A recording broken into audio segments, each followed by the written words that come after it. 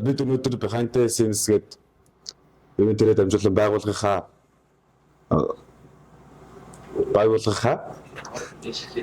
араас дээш жил ажилласан хүмүүсээс туршлага болон хүчний ард юу болдог вэ гэсэн юу болсон бэ гэдэг түүхийг судлахаар энэ нэвтрүүлгийг хийж байгаа.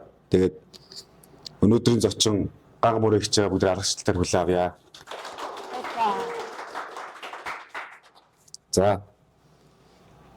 За бидний сайн мэдих ган мөрөгч маань яг хаана төрсөн, ямар сургууль дэвжсэн, ямар цэцлэл дэвжсэн гэдэг тэр талаас нэг богинохон хуваалцаач өөрийгөө танилцуулаад.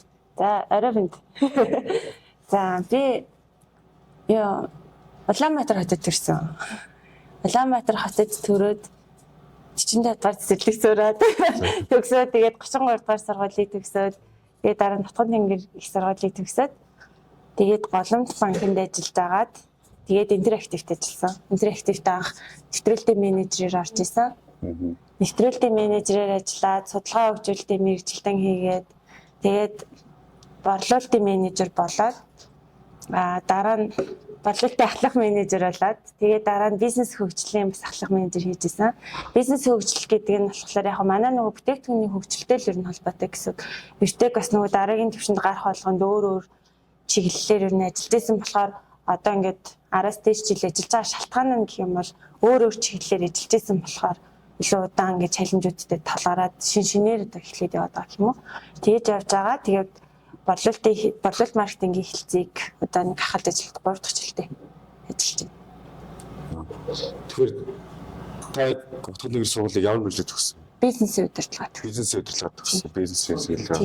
Яах нэвтрүүлэлтийн менежер орж ирсэн шүү дээ. Жийсэн санхүүгийн систем дээрээс. Гэхдээ баг гэж байгаагүй тэр үед нэр юм байсан. Манайх нэвтрүүлэлт үйлчлэгээний хэлтэс гээд хэлтэсээсэн баггүй юу. Тэгээд дотроо 15 мэрэгчлэнтэй байсан. Менежертэй гэх юм уу? 15 менежер болохоор Veritech-ийн бүх системүүдийг мэддэг. Бүгдийг нэвтрүүлдэг гэсэн баггүй юу. Тэгээд тухайн үед болохоор Veritech тэр чинь 14 он баггүй юу. Тэгэхээр тэр үед болохоор ямар системүүд байсан гэхээр санхүү, дэлгүүр, пост, борлуулалт, түгээлт, тэгээд CRM систем, тэгээд цаг бүртгэл цалингийн систем гэдэг яг HR-ийн систем яг бүтэн core-ороо бол байгаагүй. Тэгээд бид нар ер нь бүх системүүдийг өөрсдөө нэвтрүүлдэг гэсэн. Би хамгийн анх намайг орж ирэхэд гацуурт гүрүүвтэй гэрээ хийгээд гацуурт хүнсийн санхүүгийн системийн нэвтрүүлэлтэн дээр ажиллаж ирсэн байхгүй юу. Тэгээд 15 менежер маань бол бүгдээрээ айгүй тийм чадварлаг. Тэгээд бүгдээрээ л яг санхүүгийн чиглэлийн нэвтрүүлэлтүүдийг хийж чаддаг тийм хүмүүс байсан. Veritech дотроо санхүүгийн 2 системтэй байсан. Нэг нь болохоор нөгөө жижиг дунд байгууллагуудад зориулсан одоо нөгөө Dine Soft гэдэг компани байдаг шүү дээ. Тэднийх хэрэгжилж байгаа зарж байгаа систем нь манай систем гэдэг. Манай нөгөө ахлах программист Батцангаа гэдэг хүмүүс аахгүй юу. Тэгээд тэр нөгөө их кодыг өөрөө бичсэн болохоор аваад гарсан юм гэж ойлгосон. Тэрийг яг сайн мэдгүй. Гэтэ ер нь тэр системийг ер нь бол хамгийн ихэлж нэвтрүүлдэг гэсэн. Жижиг дунд байгууллагуудад нэг 5 орчим байгууллагууд ямар ч гэсэн нэвтрүүлж ирсэн. Нөгөө 4 цагийн дотор нэвтрүүлдэг санхүүгийн систем. 4 цагийн дотор. Тийм. За. Маш стандарт гэсэн үг шүү дээ, тий. За тэгэхээр тэд анх ажилд орж ирэхдээ ер нь бол ямар хүсэл мөрөөдөлтөй, ямар зорилготой орж ирсэн бэ? Анх би нөгөө нэгээс оюутан байхдаа би Голомт банкнд маркетингийн хэлцээд ажиллаж байсан аахгүй юу. Тэгээд ер нь бол маркетингийн чиглэлээр л ажиллах сонирхолтой байсан. Тэгээд анх интерактивт орж ирэхэд маркетингийн хэлтээс адилхан маркетингийн менежер гэж байгаагүй. Тэгээд яг маркетингийн чиглэлээр ажиллах гэхээр хэлтээс жаахгүй, удирдлагч авахгүйсэн болохоор тэгээд эхлээд нэвтрүүлэлтийн ажилтнаар орчих юм бол програм хангамж гэдэг ойлголтоо сайн ойлгоод бүтээгдэхүүнээ сайн ойлгон тэгээ манайх удахгүй маркетингийн хэлцтэй болноо. Тэгэхээр тэр төр зур нэвтрүүлэлтийн хэлцтэй ажиллаад өгөөч гэж тэгээд ажиллаж эхэлж байсан. Тэгээд ер нь бол цаашдаа нөгөө борлуулалт маркетингийн чиглэлээр ажилландаа нэгт хоёрт гэвэл хувь хүний хувьд бас нөгөө IT-ийн чиглэлийн компанид тухайд бол ер нь ямар бизнесийн байгууллагууд хамгийн чухал салбар байсан бэ гэхээр банк, тэгээ худалдааны компаниуд исэн. Тэнгүүд IT болохоор арай нэн шин ойлголт исэн баггүй юу? Програм хангамжийн мэргэжлэр одоо жишээл бүх их сургууль мэргэжилтэн бэлтгэдэг тийм цаг байсан. Одоо бол түгээмэл болсон шүү дээ, тий. Тэгэхээр нөгөө IT-ийн талаар хэрэг мэргэжил эзэмшээд мэдлэг сайтай болчих юм бол нөгөө хувь хүний маань хөгжил нэлээд хэрэгтэй гэдэг утгаараа IT-ийн компанид орж исэн. Тэгээд интерактив ч гэсэн тухайн үед IT-ийн одоо бараг хамгийн том тухайн цаг үеийн хамгийн том компани байсан болохоор ер нь эргэлзэлгүй сонгож ирж исэн. Тий. За тэгээд Одоо 10 гаруй жил ажилласан шүү дээ. Энэ 12 жил. Энэ хугацаанд хамгийн хэцүү байсан үе ямар үе байсан бэ? Хамгийн хэцүү байсан үе яг нөгөө Бритек 2014 онд нээлттэй хийсэн. Яг намайг орж ирэхээс өмнө нээлттэй хийсэн юм лээ. Тэгээд хамгийн хэцүү байсан болохоор 15 он болов. Бритек бүр уналтанд ороод нөгөө нэг шинэ хувилбарлогоо нэгтшилж гээд явж исэн. Хоёрт гэвэл нөгөө шинэ хувилбараа бас нөгөө нэг хамгийн анхны нөгөө алтан жолоо групп дээр тэр шинэ системээ бүр цогцоор нь суулгаж исэн баггүй суулгах гэсэн гэх юм уу. Тэгээд тэнд болохоор нөгөө өмнө ингээд би түрүү ярьсан шүү дээ нөгөө яг цөөхөн систем байсан. Тэгэл нэг хийцэн юм англ копид бол зардаг байсан бол алтан жолоо групп дээр арай нэг өөр юм болохоор одоогийн бидний зах зээл дээр нийлүүлж байгаа ERP-ийн яг хамгийн анхны хувилбар байхгүй. Одоо яг нөгөө системээ яг тухайн байгууллага зориулсан customized тий. Тэгээд хоорондоо нэгдсэн мэдээллийн сангийн тогтолцоотой тэгээ хоорондоо нийлмэл процессор ингээд шууд хэрэгжиж болдог шинэ ийм төсөл хэрэгжүүлэх гэж оролдоод тэгээ мэдээж тэрнээс чинь маш их хэмжээний цаг хугацаа зардал мөнгө орж исэн. Тэгээд одоо хамгийн анхны аягүй том багаараа тэгээд одоо бодглохлоор гайгүй шиг санагдсан ч гэсэн баахан жоохон хөвгтүүд л исэн маа. Би тэд чинь дөнгөж нэг 21 22 23 тай л хөвгтүүд ер нь ихэнх нь тэгээд Дууганбаяр захирлынхаа яг удирдлагын доор ингээл өдөр болгон оройтол суугаад нөгөө анализуудаа хийгээл хийсэн анализын дагуу одоо энэ лав код платформынхон хөгжлийн эхний хөлбрийг гаргаад тэрийгээд нөгөө компанид өгөх гээд байгаа штеп. Тэгээд маш их хичээсэн ч гэсэн фейлдсэн. Гэрээ цэцлэгдсэн. Тэгээд нөгөө залуучууд дандаа жоохон хөвгтөд болохоор нөгөө тэр ингээ фейлдэнгүүд бараг л сэтгэлээр унаал burnout болол тий. Гэтэ яг бид нарыг тийм төдийгөөс өдөө хүртэл яг тэрийг даван тулсан шалтгаан нь бол бид нар нөгөө итгэлээ бол алдаагүй. Мэдээж ажил бол фейлдсэн шүү дээ. Гэтэ бид нарт нөгөө нэг хонглон үзүүрт гэрэл гэдэг шиг энэ бүтээгдэхүүн эцтэй ямар нэгэн байдлаар биднэрт үнцийн навцран зах зээл дээр тогтож чадна гэдэг тийм бодол одоо бүр инженеэр ярил нөгөө шаар байгаа байхгүй юу тий. Тэгээл ажиллана гэж бодчихсон. Гэтэ тэр үед ингээл одоо бодохоор бид нэр ер нь бол яг бататтай л ярьж байгаа шүү дээ. Салин ингээл 2 сар 3 сар ерөөсөн буухгүй хаашлал идэг. Тэгээл сүүлдээ ингээд яг одоо хэрвээ тэх юм бол хүмүүс шууд ажилласаа гарч эхлэв шүү дээ тий. Тэр үед болохоор бид нар нөгөө итгэл нөгөө хонглон үзүүрийн гэрэл маань нугнаа захиралдч ер нь компанидаач өөрсдөндөө л итгэж байгаа гэсэн үг шүү дээ. Ер нь бол итгэжээс учраас ер нь бол бид нар ингээл гэрээсээ аль болох их хоол бэлдэж ирээл найзуудтай өгдөг ч юм уу тий. Тэгэл арай 8 цаг гээд гараа явах гэхээр нэг л буруутай мэдрэмж төрөөл тий. Одоо л яг хэдүүл ингээл айгуу их цаг болчиход байгаа байхгүй тий тоолж Монголод. Тэр хэд чинь бид нар бүр тоглох ч юу байхгүй. Тэгэл хүн ажиллаа хийгээд сууж байгаа тажууд нь юм ч ярьж чадахгүй. Тэгэл ер нь ингээл маш их хичээсэн 99 он жилүүд яг нэг бодлоо айгуу хэцүү байсан юм шиг мөртлөө нөгөө бодлоо одоо ярихлаар их ам уралдаж ярьдаг сэдв баггүй юу. Бид нэр тэр үед шөнө 11 цаг 12 цаг хүртэл ажилласан ч гэсэн тэрэндээ гомдлтгүй цалин буухгүй байгаа ч гэсэн гомдлохгүй тэгээд яаж игээд мэрэж авсаар агаад алтан жолоо фейлдсэн ч гэсэн дараагийн гэрээ нь болохоор хамгийн анхны гэрээ би бүр амар сайн санаж байгаа. Яг л би бүр хамраасаа цас гартал тендерт бэлдчихсэн байхгүй. Голомт банкны тендер ясаа зайдал шалгуулсан. Голомт банк бол биднэрт маш их итгэл үзүүлсэн. Бидний бас ер нь анхны хамгийн нэмдэн одоо харилцагч гэсэн байхгүй юу. Голомт банк нь нөгөө инх туяа гэж захирлсан үйл ажиллагаар хийсэн ди захирал. Яг би тэдний нөгөө value үн цэнийг бол ойлгосон. Гэхдээ яг одоо ажиллах хэсэг голомт банкнд хэрэгцээтэй тийм фич систем байх дээр эргэлзээд техникийн үед тэгээ багаараа бараг сар гарan 2 сар шахуу бид нарыг тестэлж бид нар демо маш олон удаа бэлтжижсэн шөнөөргөө хоноод бэлтжижсэн демонууд зөндөө байгаа. Тэгээ яг тэр бүгдийг бид нар голомт банкнтай гэрээ хийсэн. За тэгэл тэрнээс цааш нөгөө Unitel тэгэл манай бусад MCC-ийн компаниуд ч гэдэг юм уу биднэрт итгэж найдаж одоогийн түвшний одоо бид нар 200 гаруй харилцагчтай шүү дээ тий. Харилцагч нар маань бий болсон аахгүй юу. Тэгэхээр ер нь хэцүү цаг үе бол яг тэр хамгийн ихний хэсгээл амар хэцүүсэн. Одоо би бүр ингэдэгсэн өглөө бид нэр 6:30-д цуглаад 8:30 хүртэл платформын хөгжүүлэлтийн сургалт ордог гэсэн юм. Тэр нь ингээд ямар мэрэгчлээ ямар албан тушаалтай хин ч хамаагүй. Тий. Одоо ингээд манай платформыг хийсэн багч ингээд нөгөө анхны далаа гэдэг шиг нэг далаа юм байгаа шүү дээ тий. Огноо захирал очаах. Тэгээл нөгөө дашмагнаа. Тэгээл нөгөө номын эрдэнэ гээл манай нөгөө архитектээс охин Батбаяр. За очир сувэр тий. Өөр нэг юм байна яна хүн амт марцгаа тий. Тэнгүүд энэ хэд чинь нөгөө бүх юмаа ингээд анханаас нь өөртөө хийсэн хүн болохоор яах гин тэд нар л мэдж байгаа шүү дээ. Тэг хүмүүс зааж байгаа гэсэн үг байхгүй юу. Тэгээ ээлжлээд өглөө эрт ирээд ингээд заадаг. Тэнгүүд тэндээ ч ямар ч урамшуул ахгүй юу ч ахгүй. Гэхдээ ингээд компанидаа жоохон ч гэсэн хувь нэмэр оруулахын тулд компаниараа өглөө 6:30-д ирээд 2 цагийн турш платформыг хэрхэн угсрах вэ гэдэг хичээл авдаг гэсэн байхгүй юу. Тэгээ би төлөвлөлтийн системийн тайлангийн хэсгийг би хариуцж хөгжүүлсэн. Хамгийн анх иргэний засгийн ерөнхий газрын тэр хэсгийг нь би хааж юу гэдээсэн. Борлуулалтын тооллоготой хамт хөгжүүлэлтийг хийгээд актыг зурчихсан. Төр хөгжүүлсэн. Тийм. Бид нар чинь ер нь бүгд хөгжүүлэгч байсан байхгүй. Тухайд ч манайх 70 гаруй хүн байсан билүү? За байгаачлалыг баяр хүргэе. Өнөөдрийн энэ их цагийг бүтээгдчихсэн. Шүү. Гарах оролцсон шүү. За. Яг өнөөдрийн өөрийгөө өмнөх 10 жилийнхаа өөртөөгөө харьцуулаад харуул хамгийн том ялгаа нь юу байх вэ? Амар ялгаатай байх ах уу? Тэр үедээ болохоор ер нь бол нэлээд тийм юутай байсан. Би өмнө нь нөгөө нэг оюутан байхдаа scholarship нэлээд авч ирсэн. Тэгээд тэтгэлэг авч ирсэн гэсэн үг байна.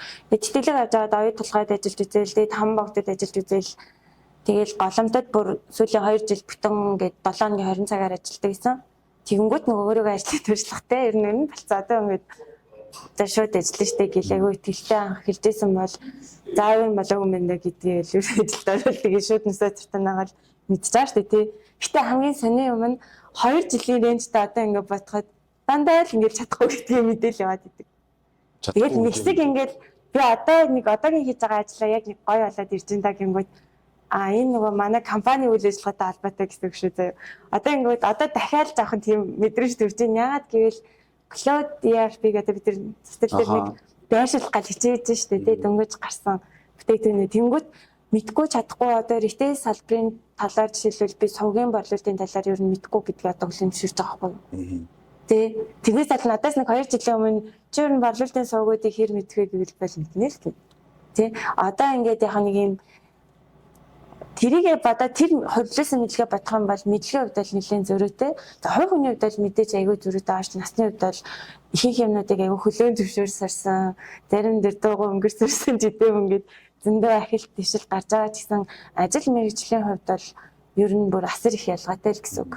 Гадны одоо туршлагач нэг юм байт юм байна штэ.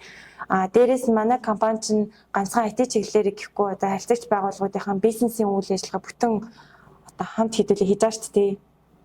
Том борлуулалтын дээр яадын үнийн саналуудыг яаж тооцоолдیں۔ За одоо бүр нарийн ярих юм бол үйлдвэрлэлийн процесс яадын ч гэдэм юм. Тэгэхээр ингээд мэдлэгийн хувьд бол нэлээд тийм ялгаатай, ажил мэргэжлийн хувьд ялгаатай, хувь хүний хувьд ч гэсэн нэлээд ялгаатай баг. Эргүүл том сэдв юм шиг санагдлаа. Таны бас давуу тал чи юу бодож штэ ингээд 2 жилийн рейнжтэй өөрийнхөө мэдхгүй гэдэг зүйлийг зөвшөөрөөд яваад их ёстой гэдгээ хараал яваад энэ дүгнээд яваад штэ. Харж энэ. За. Таны одоо хобби чөлөө цагаараа хийх дуртай зүйлс юу вэ? Ер нь л яхаа би юу яасан мөлий. Яг мэдээж хобби байгаа штэ айгүй хобби байгаа. Гэхдээ нөгөө нэг цаг завгүй өндөрдөг. Айгүй тийм хэцүү шахуу таймлэнтэй өндрөд байгаа. Бэсэн мөлий би тэрийг сайн нэг жил гарангийн өмнө ер нь мэдсэн. Хувь хүний хувьд штэ тий. Яг найз нөхдөдөө уулзах цаг завууд бол гаргаж байгаа. Тэгээд спортын хувьд ч гэдэг юм уу яа нэг өмнө нь дуртай байсан юмнуудад айгүй бага цаг зарцуулаад ягаад гэвэл өглөө ажил дээр ирээл орой тэгэл бүр орой төтлөөл ер нь гэртээ хараад тэгээд мэдээж нөгөө 7-1 чинь айгүй хурдан өнгөрөөл тэгэл хагас бүтэнсээ мангууд зарим хагасанд ажилтай заримдаа ингэ байсан ч гэсэн гэртээ ер нь гэрийнхэн ажилд ингээд одоо цагаа заруулаад тэгээд ер нь хоббинээс айгүй холдсон байж байгаад сүүлд бол ер нь спортоор айгүй хичээлж байгаа. Ямар спорт хичээлж байгаа? Ер нь сая нэг хэсэг бас нөгөө фитнесээр ч одоо би бараг 11 сарда фитнесээр явж байгаа. 11 сарда 11 хичээлтэй. Нэрээ сардаа сар сүүлийн нэг жилэл тэрийг ухаарж байгаа хгүй өөртөө цаг гарахгүй юу гэр мэдсэн бэ гэр эрүүл мэндийн хувьд тэгээл ер нь өөртөө ихтгэлийн хувьд ч гэсэн ер нь нэг жоохон тэмэрхүү санагдаад янз янзын медитацийн ер нь бүтгэнд явж үзсэн, йоганд явж үзсэн, фитнест явж үзсэн, янз янзын юмнуудад явж үзээд энэ бол ингээд нөгөө бас стрессээ гаргах ингээд боломжтой зүйл бол спорт юм байна гэдгийг амар сайн ойлгосон. Агартаас 7 өнөртөөс дүүнэртэй ч гэсэн ер нь хэлэхэд 7 хоногт нэг өдөр амралтынхаа нэг өдрийн нэг 4 цагийг бол агаарт өнгөрөх хэрэгтэй мөлий. Нөгөө юм бодох цаг олдож байгаа байхгүй юу? Тэгвэл бид нар чинь нөгөө маш их мэдээлэл донд байсаар агаад сэтгэл зүйн хувьд нөгөө айгүй их ядарчтай мөлий. Тэгээ нөгөө гол юм дээрээ төвлөрч чадахгүй шийдвэр гаргахад ч гэсэн аюу хэцүү болчихж байгаа байхгүй юу? Тэгэхээр тэрнээр ер нь анхаарах хэрэгтэй мөлий. Хоёрдугаарт гэвэл одоо спортоор хичээллэнгүүд яг тухайн үед чинь маш их хичээл аваад хүн одоо нэг 2 цаг ч юм уу 3 цагийн турш өөр юу ч бодохгүй байгаа байхгүй. Тархин амарсан амраагаад тэгээ эрүүл мэндэд хэрэгтэй. Тэгэхээр спортоор аюулсан хичээл хэрэгтэй юм байна. Зөв. Одоо бол тийм л хобби байна да. Өмнө ямар хоббитэй байсан бэ? Одоо ингээд сайн нэг хэсэг ингээд алдагдсан шүү дээ хобби чи одоо л заалж авах гэдэг. Яг би ер нь амар завгүй ингээд өөрийгөө байлгадаг байсан. Одоо жишээлбэл нэг бүр оюутан энэ төр байдаг бахта нөгөө нэг сэтгэшгүй гэдэг клубт байсан. Одоо тэнгуүч тэр нь ингээд нөгөө галаасын нөгөө хөрөнгөний зах зээлийн талаар сонирхдаг хүмүүс уулзаж ярьдаг. Одоо жишээлбэл хөрөнгөний зах зээл дээр бас Монголд нэлээд бид хэд мэдгүй байхгүй тийм ингээд амар их тэрнээс аюу хөрөнгөцсөн хүмүүс байдаг. Одоо яг нэлээд Facebook интернет, сошиал интернет түгээмэл байгаа шиг байна. Тэгээ тухайн үед бол бид нар тийм хүмүүсийг өөрч авчраад одоо жишээлбэл хөрөнгөний мэдээллүүдийг нь яаж авдаг, яаж анализ хийж, яаж шийдвэр гаргадаг ч гэдэг юм уу тэрийг ярилцдаг. Буцаагаад тэрийгээ бас оюутан хүмүүсүүдэд ч юм уу клуб төрөмс байгууллагаараа дамжуулаад мэдээлэл энэ өгдөг. Тэгээд санал мэдээллүүдээ ингээд солилцдог тийм клубүүдэд нэлээд авдаг гэсэн. Сэтгэшгүйд аль би бараг 2009 оноос 14 Forex төстэй гэсэн үг тийм. Ер нь тийм. Тэр үед чинь болохоор Forex Center гэдэг платформ байхгүй шүү дээ. USMB гэхэлэр ер нь хувьцаа гэж байна тий. Нэрсэн үн гэж юу юм ч гэдэг юм. Ингээд сэдвүүдээр ярилцаа тэр нь одоо Монгол жишээл худалдаа авалт хийвэл зах зээл дээр ямар худалдаа авалтуудыг авах ямар брокеруудтай яаж харьцах ч гэдэг юм уу байдаг гэсэн аахгүй юу. Тэгээ би нөгөө анх ажил тарчид ажил гайгүй байдаг та нөгөө нэгээд байсан аахгүй юу. Брокер хийдэгсэн. Ажгарна. Тийм. 2 жил орчим брокер хийдэгсэн. Ер нь санхүүгийн хувьд ч гэсэн нэлээд дэвтэйсэн. Брокер 2 жил хийгээдээ сүүлдээ бүр үнэхээр ажил дэмжих хавьлаа тэгээ билсэн. Тэгээ дайны ажил дээр уцаар залгаад ирэх юм уу тийм. Гэхдээ яг тэр брокерийн ажиллаа болохоор ер нь нөгөө нэг худалдаа авагч нартай, захиалагч нар, хувьцаа захиалагч нартай гэдэг байхгүй. Тэгээд олон хүнтэй харьцахгүй шүү дээ. Харилцагч нь нэг 10-аад харьцагчтэй. Тэгээд тэр нь тогтмол тийм. Тэгээд би надад захиалгуудаа өгчдөг. Би захиалгуудыг нь харж агаад боломжтой үед нь одоо шөнөөсөн ч хамаагүй шүү дээ. Худалдаа авалтууд ийм боломжууд гарч ирсэн байна. Энэ худалдаа авалтуудыг хийх үг гэдэл одоо хөрөнгөний зах зээл дээр ажилладаг. Одоо ер нь бол яг надтай ажиллаж исэн хүмүүс бол хөрөнгөний зах зээл дээр стил байгаа. Одоо хөрөнгөний биржийн захирал, мөнх эрдэнэ, голомт капиталын захирал, ган тулаг, тэгэл 5 богд файнансийн захирал, нэрдэ энтер гэдэг тэд нар бол ер нь надтай хамт. Тэр анх сэтгэлшүүд байсан юм. Клубын хүмүүс ахгүй тий. Ер нь бол одоо ер нь бүр том одоо суур юунууд дээр л нэлээд мэдээлэл л байгаа. Энэ танай бүгд иргэн сонирхоод л байна. Томорсон шүү дээ одоо. Хамрах байгаа. За. Таны хизээч мартдаггүй яг энэ ажилтай холбоотой хөгжилтэй дурсамж юу вэ? Хөгжилтэй дурсамж бол зөндөө байгаа. Гэтэ яг өөрөөсөө мартагддаггүй юм бас байна. За. Яг нөгөө нэг хизээс үе шүү дээ. Нөгөө л нэг 15 16 цалин бодгоо. Тэр үед чинь нөгөө компани мэдгүй одоо би сайн мэддэггүй маа. Би одоо сквад нөгөө төрөлхөд интерес ингээд ичиж мичиж юм гож иддгээс юм уу? Компьютер ерөөсөө байдгүйсэн аахгүй юу? Юу компьютер үздэг. Ноутбук амар байхгүй дандаа цэвэрэн компьютертэй. Тэг ингээд одоо ингээд бид нар дундаа нэг юм ноутбук хийдэгсэн заяа. Нэг л ноутбуктэй дундаа. Борлуулалтын тийм. Тэгээд тэр ноутбукээ ингээд юу байдаг? Би авчаа ингээд булаацалтаад ингээд айгуу хэцүү. Тэгээд тэд нар нэг ингээд батарей цэцрийн нурцсан ингээд залахгүй л ажилтгүй. Тэгээ ер нь бол нэг 2 хэсэг юм шиг байгаа. Борлуулалтын менежерүүд нэвтрүүлэх техникийн донд нэг. Тэгээд одоо нэг очир суврын баг биш дээ. Техникийн IT-ийн тэднэрийн донд нэг. Тэгээ тэр хэд болохоор яг бид хийдэг бодвол нөгөө тэгж их амар гадуур явдггүй заяа. Тийм болохоор би нөгөө жоохон сэргэлэнтэй гэх юм ингээл нөгөө борлуулалтынхаа борлуулалтгүй ерөнхийдөө тэрийг ингээд надад өчтөх тэхүү гэдээ гоогаад авчдаг байхгүй. Тэгээд тэр хамгийн амар цүнх байхгүй заяа. Тэг ингээд нөгөө таран дотор хийчихдэг. Тэр юм амар гаштай. Таранд хийгээд ингээд одоо тэгтээ хийчих нөр байхгүй. Ер нь бол ингээд компани дээр очиод адилхан тэмцэр. Одоо тэгтээ тухайд бизнесүүд бас адилхан тэмэрхүү хийсэн ч maybe. Гэтэ ингээд очиод танилцуулга энэ төр хийх гэхлээр ноутбукаа гаргаж ирээл уртсгачаа гаргаж ирээл залгаар тэгээд нөгөө ноутбук нь ингээд асгаал амар одоо юу гэж байгаад Тэр хуучны тэр амар дасчихсан үсэ. Тэнгүүтээ нөгөө Насан бат нөгөө сүрд намайг загинжсэн байхгүй тийсэн бодлол тэгсээд нөгөө аягүй олон салбар нэгээд ноутбукаа хэрэглэх гэхээр би аваа авчдаг. Тэгээ битээр хэрэглээд би л үгээд нэрийгээс үнэнгээсээ хэрэглээд Нас гахтаас тий. Тийм насан баттай хэрэглээд би бинийгээ цахиж авч мавчээсэн байхгүй. Тэр бол одоо бодоход аягүй хөвгчлээ. Тэгээ тухайн үедээ бол бүр амар хэрэглүүлж байгаа шүү дээ. Тэгээд тэнгүүтээ ингээд систем бүрэн хөгжиж дуусаагүй болохоор хийх юм ажиллахгүй. Тэгээ зарах гэж бүр үлгэрэн юм болж байгаа шүү дээ. Одоо сайн хүмүүс бол яг тэр үед байсан байхгүй юу юм. Цаар тэр бол өөрчлөгдсөн мэт тэгээд байхгүй. Ингээд нэг систем ингээд корсороо аваад тавьчихна. Тэгээд тайлбарлаад байна. Тэр менюгээ тайлбарлаад. Менюг байхгүй юм аа. Байхгүй шүү дээ тийм. Тэгээд корсороо дахиад нэг өөр газар яаж тавьчихад тэгээ яриад байна. Ер нь нэг тийм байдалтай байсан. Тэгээд гарч ирээл инээлтэл яана сая тэр байхгүй тэгэхээр нь тэгчлээ гэр. Тэгээд нэг тэр үед нөгөө манай хөгжүүлэлтэн дээр байсан ах надад нэг юм хийж өгчээсэн байхгүй юу? Статик.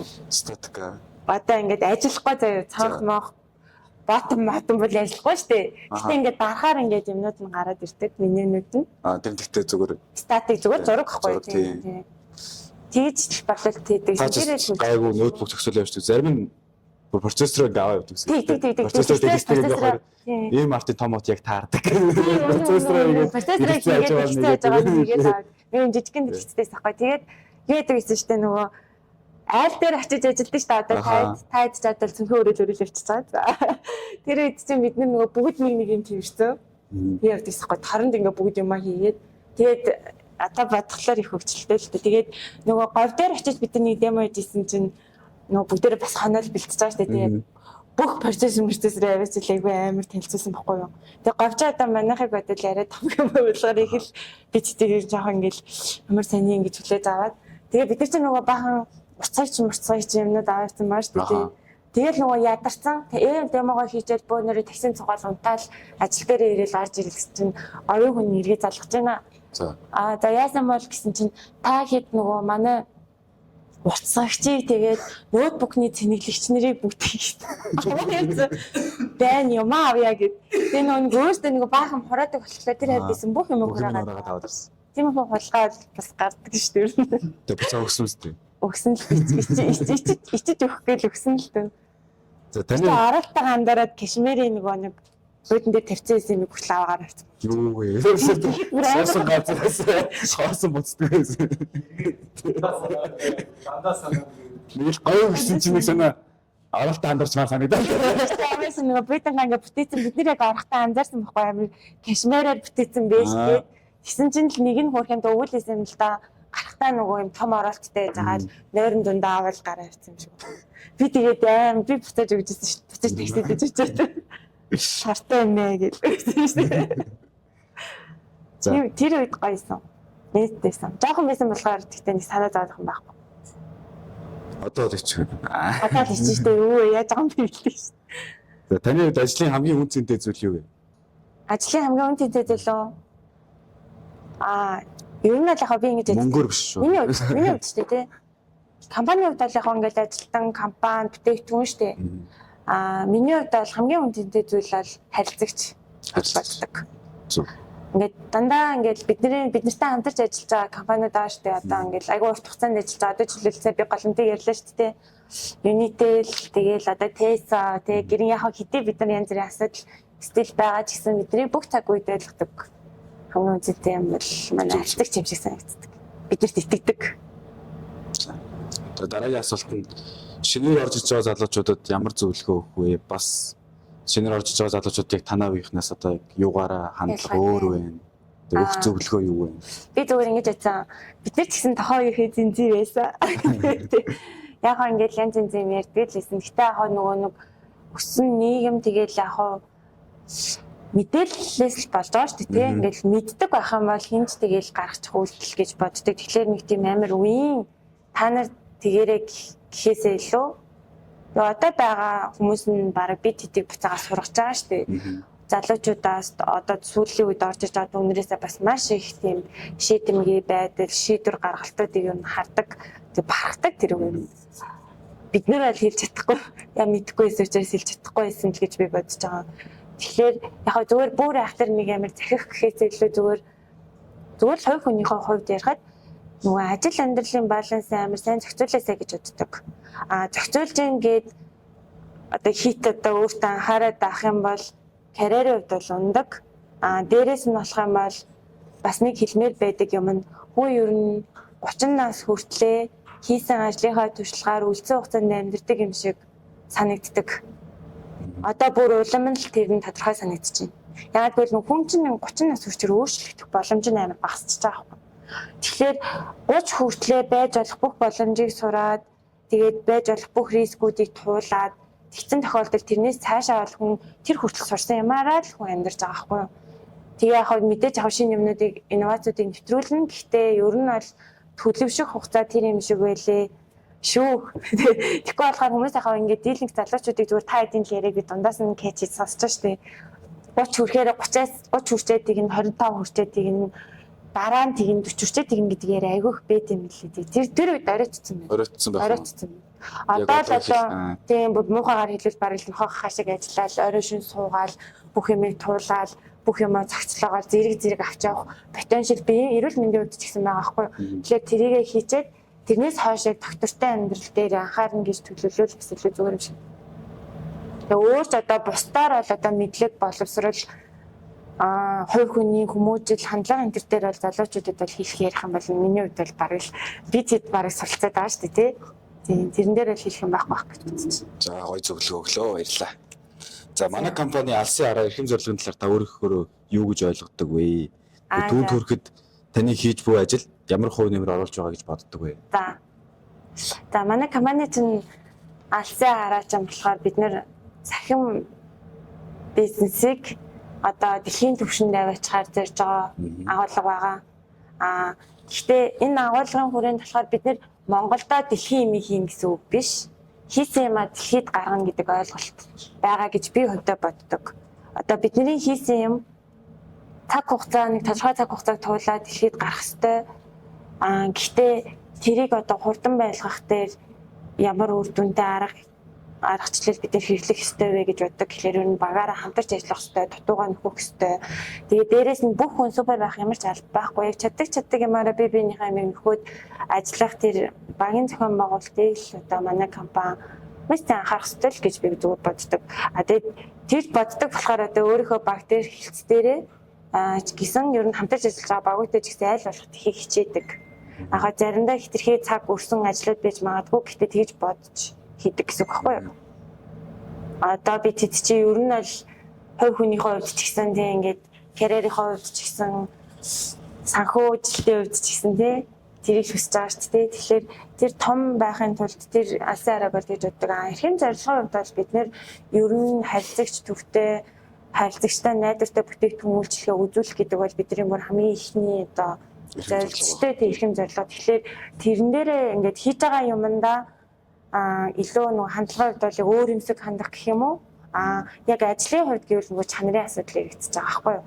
Тэгэхээр одоо миний энэ хийсэн юм чинь зөвхөн би өөртөө хийчихэд байна уу? Эсвэл компани стандартад нийцсэн юм хийчихэд байна уу гэдэг ч юм бас нэг юм бодох асуудал болчиход байгаа байхгүй юу? Тэгээ яг бидний нэг өдөр тутмын хамгийн их сасдаг юм чинь нэг урдах ажлаа хийх гэсэн үг байгаа шүү дээ тий. Гэлээ гэхдээ ер нь аливаа юмнуудыг юм том зургаар нь харна гэдэг чинь ерөнхийд нь харна гэсэн утга биш. Деталь юм болгоныг мэднэ гэсэн утга байхгүй. Бүх юм ойлгож явдсан шүү дээ эрхэм зорилгоо.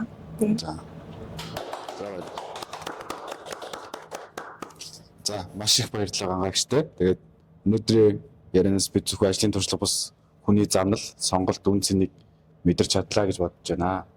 За ингээд нөө нэг дараагийнхаа хүний сонголдог зарчимтай шүү дээ. Эндээс нөө нэг орсон хүмүүсийн гамбаяр орсон юм шүү дээ. Гамбарыг сонгоё гэж хэлчихсэн чинь. За ер нь сонгох юм уу? Арга хүмүүс юм байна шүү дээ. Энд ихтэй нэ харсан. Би нөгөө нэг хэнийг сонгоё гэж бодсон. Гамбаярыг. Гамбаяр. Тийм. Гамбай хороо шүү дээ. Гамбай. Гамбаярыг яа сонгож авъя гэхлээр гамбаяр битээр ижилхэн ажилд орсон байхгүй юу? Яг хамт орсон. Тэгээд би ч юм болохоор илүү ингээд нэг борлуул бизнесийн талын хүмүүстэй ер нь манай компани ч намайг орж ирэхэд шүү дээ нийт 70 орчим 60 за энэ 60 хэлсэн байна. Ажилтнаа мөртлөнгөөсөө нэг 4 л бизнесийн хүмүүс шүү. Тэр бас нэг программист байсан байна. Тэгэхээр одоо тэр дундах амьдралыг бол би нөгөө өөрөө сайн мэдрэг гэж магадгүй гэж бодсон. Тэгээ яг бас дахиад ингээд шинэ ертөнц шинэ универс нэжсэн шүү дээ. Тэгээ Ганбаярыг гэрнүүрээд авсан. За Ганбаяр ахыгаа дараагийн дугаарт үлж байна. За ингээд хүрцэн ирсэн хүмүүстээ болон бичлэгийг үзэж байгаа хүмүүстээ баярлалаа. Тэгээд бидэнтэй хамтаагаарай. бидэнтэй хамтаагаарай.